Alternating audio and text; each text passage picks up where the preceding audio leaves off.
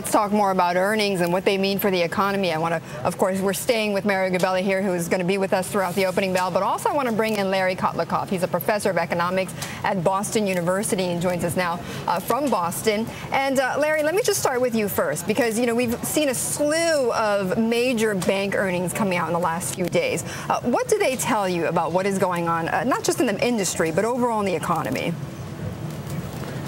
Well, they're kind of, you know, some are weak. I think some are not as bad as others, and I think you know, they're saying that the economy is still in trouble, and but this other news about the foreclosure mess is even more troubling. It says that we can't even get these banks to do their job, the basic job right.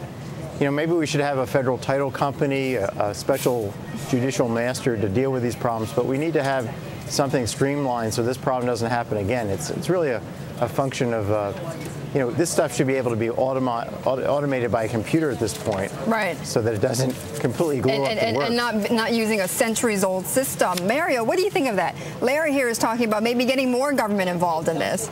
Well, I have no problem in solving some issues, but the government wasn't responsible for a new word, MERS, Mortgage Electronic Recording Systems, and so now we're taking TARP, throwing that out, and the new buzzword is MERS. And so, and for those of us who don't know what MERS is, it's basically the way of taking a mortgage. You and I owned a home. Before we signed everything was documented. You'd kind of know who the mortgage holder was, and now we're recording it electronically. We're trying to upgrade the systems, but the legal systems haven't caught up with that, nor have the processes. Right. Essentially, if the title goes wrong, if the title goes bad, who is legally at fault? Is that what it is? It's simply as stated. Larry can embellish on that if he likes. Larry?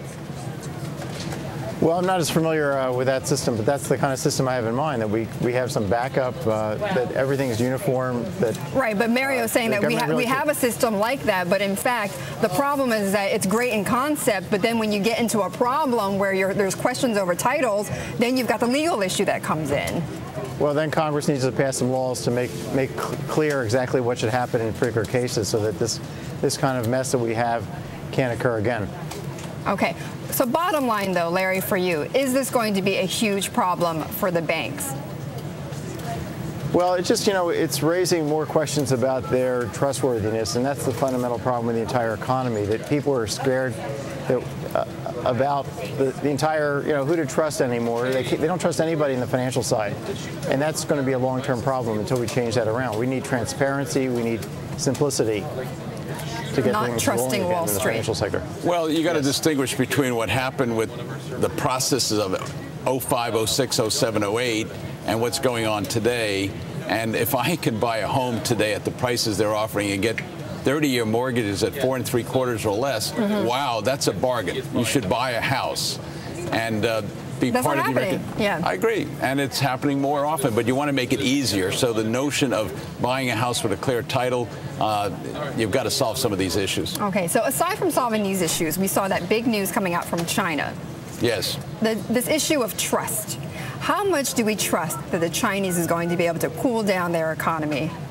Well, Beijing, Bernanke, Berlin, and Barack are clearly the bees that I've talked about. Yes. Today we're focusing on another bee, and Betty and banks. But within the context of what the Chinese did, obviously raising interest rates, they're controlling, but they have to create jobs. They have the same problem we all have. At the same time, what they did on rare earths, and we obviously have a report out on rare earths. There are 117 elements in the periodic table. 17 of them are critical to manufacturing by the Japanese, by the Americans, and the Chinese. And the Chinese produce them.